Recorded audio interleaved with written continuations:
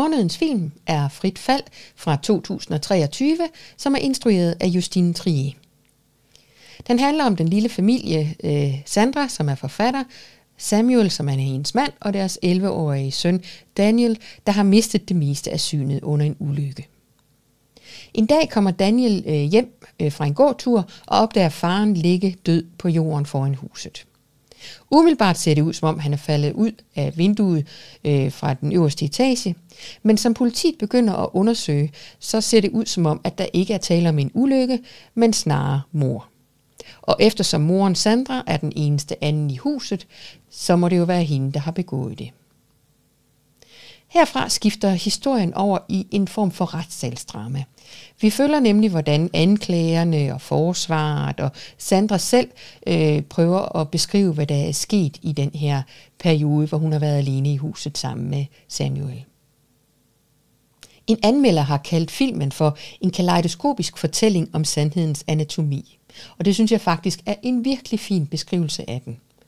For den handler rigtig meget om, jamen hvad er sandheden? Det kommer jo helt an på øjnene, der ser. Og det viser filmen tydeligt i den måde, den er klippet på, for vi skifter hele tiden perspektiv. Sandra fortæller sin del af historien, så lige pludselig så dukker der nogle skjulte lydoptagelser op, som hendes mand har lavet af et skænderi, de havde. Vi hører drengen ændre forklaringer undervejs, som han husker ting, og i det hele taget, så er det meget vanskeligt at sige, at noget er sort eller hvidt. Det hele, det er afhængigt af øjnene, der ser. Og på den måde adskiller Frit Fald sig rigtig meget fra de typiske amerikanske retssalsdramaer. Det gør den rigtig spændende og fuldstændig uforudsigelig.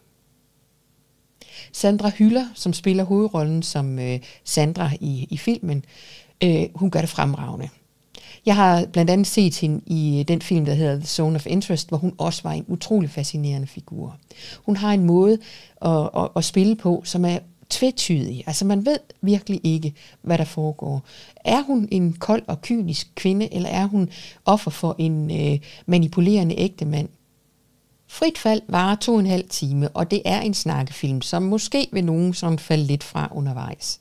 Jeg var dog utrolig fascineret af ikke mindst skuespillerpræstationerne. Jeg synes simpelthen, Sandra Hüller, hun gør det ualmindeligt godt.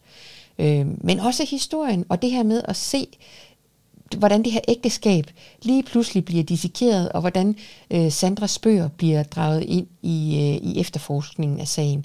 Det er meget, meget fascinerende. Frit Fald ligger på Filmstriben, hvor du kan se den, og det synes jeg faktisk bare, du skal tage at gøre. God fornøjelse.